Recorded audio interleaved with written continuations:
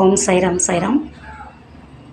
சாய் பார்லால எல்லாரும் நலமோடு வாழ அப்பாவை பாதம் தொட்டு பிரார்த்திக்கின்றேன். குரு என் வாழ்க்கையில் எவ்வளோ தூரத்துக்கு எனக்கு நம்பிக்கை தந்தார். ஒரு விஷயத்தை நான் உங்ககிட்ட பகிர்ந்து கொள்ள போகிறேன். இது கண்டிப்பாக உங்களுக்கு ஒரு பயனுள்ள ஒரு தகவலாகவும் இருக்கும். அப்பா மேலே இன்னும் உங்களுக்கு அதிதீவிர ஒரு நம்பிக்கையும் வரும் அப்படின்னு நான் சொல்லுவேன். என்னைய ஒரு குழந்தைய எப்படியெல்லாம் ஒரு தாய் வளர்க்குறாங்களோ அதே மாதிரி என்னை சாயப்பா ஒவ்வொரு நாளும் திட நம்பிக்கையோடு வளர்க்க ஆரம்பித்தாங்க அப்படின்னு நான் சொல்லுவேன். ஒரு நாள் நானும் என்னோடய தம்பியும் அதிகாலையிலேயும் சாய்பா கோயிலுக்கு போயிருந்தோம். அப்போ தம்பி மனைவிக்காக பிரார்த்தனை செய்ய வந்திருந்தான். நல்லபடியாக பிரசவம் ஆகணும் அப்படின்னு சொல்லிட்டு, நீங்களும் வாங்கக்கா போவோம் அப்படின்னு சொல்லிட்டு அவன் தான் என்னை கூட்டிகிட்டு போயிருந்தான். அப்போ போயிருக்கல எனக்கு அங்கே சாயப்பா சுற்றி அப்பா பாத்தில் எல்லாமே அப்பாவுக்கு நன்றி சொல்லிவிட்டு பிரார்த்தனையெல்லாம் முடிச்சுட்டு நம்ம உதி பொட்டணம் தருவாங்க. உதி ஒரு கவரில் வச்சு தருவாங்க. அங்கே ஒரு இடத்துல இருக்கும். அப்போ எனக்கு கொஞ்சம் ஃபைனான்ஸ் ரீதியாக கொஞ்சம் மனக்கவலைகள்லாம் இருந்தது. அப்போ அப்பாட்ட நான் எப்போயுமே அப்பா என் அப்பாட்ட எப்போயுமே அன்பாத்தான் பிரார்த்தனை பண்ணுவேன். என்னை எப்போவுமே எனக்கு தோணுனதே கிடையாது. அப்பா எனக்கு ஏன்ப்பா சோதனை கொடுக்குறாங்க அப்படின்லாம் சொல்லுவாங்க. அன்னமோ தெரியல, என் மன ரீதியாக அந்த மாதிரி வார்த்தைகள் அவர்கிட்ட வந்ததே கிடையாது இன்ன வரைக்கும், இந்த நிமிஷம் வரையும். ஏன்னா அப்பா ஒவ்வொரு நாளும் அதை சரி செஞ்சு போகிறாங்க அப்படின்ற நம்பிக்கை எனக்கு இருக்கும்.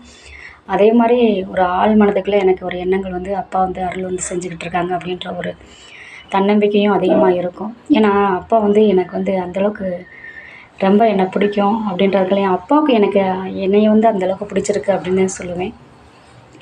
அப்போ எல்லா பிரார்த்தனையும் முடிச்சுட்டு கோயிலில் எப்போயுமே அந்த கோயிலில் இந்த மாதிரி 2 உதை பொட்டனை நான் எடுத்துக்கிட்டேன். இந்த மாதிரி தான் இருக்கும் இந்த கவரு. அப்போ அப்பாட்ட ரொம்ப சந்தோஷமாக அவரை பார்த்த மகிமை வேலை இதே மாதிரி 2 உதி எடுத்து என்னோடய பர்ஸில் நான் வச்சுட்டேன். வச்சுட்டு தம்பியும் நானும் வீட்டுக்கு திரும்பி வந்துட்டோம். திரும்பி வந்துட்டு, நல்லாயிருக்கும் தம்பி, அப்பா கண்டிப்பாக நல்லபடியாக நம்மளை பாதுகாப்பாங்க, எல்லாம் நல்லபடியாக நடக்கும் அப்படின்னு சொல்லிட்டு ரொம்ப மன ரீதியாக அவனுக்கு பிரார்த்தனை சொல்லிவிட்டு நல்ல ஒரு மகிழ்ச்சியோடு நாங்கள் வீட்டுக்கு வந்துட்டோம். வீட்டுக்கு வந்துட்டு மறுநாள் காலையில் வெள்ளிக்கிழமை நான் என்னுடைய கடைக்கு போயிட்டேன் நான். அப்போ அந்த உதி பொட்டலத்தை நான் எடுத்து பார்க்கல. அப்புறம் கடைக்குள்ளே போனோன்னையும் நான் அந்த உதி எடுத்து என் நெத்தியில் பூசுறதுக்காக ஒரு பாக்கெட்டை எடுத்துட்டு அதை உள்ளே ஓப்பன் பண்ணி பார்த்துட்டு உதியை தொடுறேன். உள்ளே ₹1 நாணயம் உதியில் இருந்துச்சு. இது எவ்வளோ பெரிய ஒரு மிராக்கள் அப்பா என்னுடைய வாழ்க்கையில் பண்ணியிருக்காங்க அப்படின்றத என்னால் இன்னமும் அது பிரமிப்பாக இருக்கும். ஏன்னா என்னுடைய மனநிலை அறிஞ்சு அப்பா நான் இருக்கேன் அப்படின்னு சொல்லிட்டு அந்த உதியில் ₹1 நாணயத்தை இருந்துச்சு.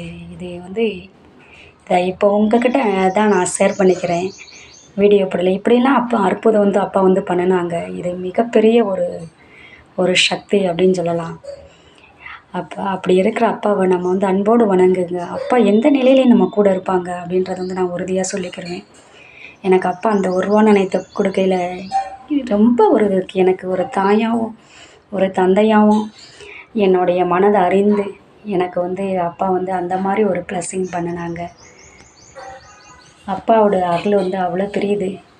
அதை நான் உங்ககிட்ட மகிழ்ச்சியாக ஷேர் பண்ணிக்கிறேன். நீங்கள் அப்பாவை நம்பிக்கையோடு வணங்குங்க.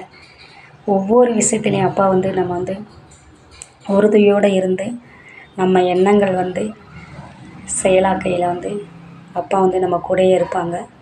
நம்ம எண்ணத்தில் எந்த அளவுக்கு அப்பா மேல் நம்பிக்கையும் நல்ல எண்ணங்களையும் நம்ம மனதில் வைத்து நடத்துகிறோமோ உணர்வுபூர்வ அப்பா நம்மக்கிட்ட நல்லபடியாக ஆசீர்வாதம் பண்ணுவாங்கன்னு நான் சொல்லிக்கிறேன். ஓம் சாய்ராம், ஸ்டே சாய்ராம், ஜெய் ஜெய் சாய்ராம். எல்லா உயிர்களையும் இன்பற்று வாழ்க. ஓம் சாய்ராம். குருவே சரணம்.